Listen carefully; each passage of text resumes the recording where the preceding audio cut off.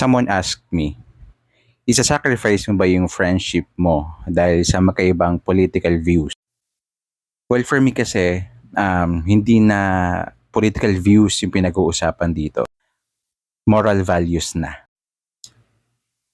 And sa akin lang to if my moral values are no longer aligned with my friend's moral values, yes, isa-sacrifice ko talaga yung friendship. Ikakat ko yung friendship. Ako kasi, I am very selective when it comes to people na i-allow ko to be part of my circle.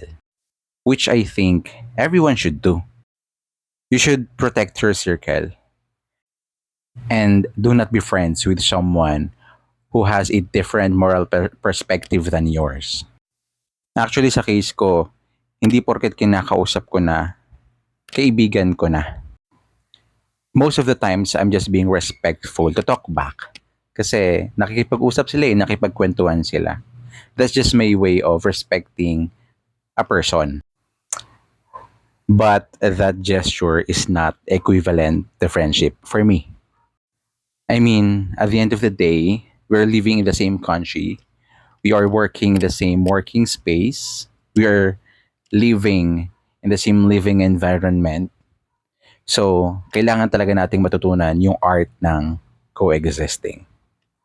Yun, share ko lang.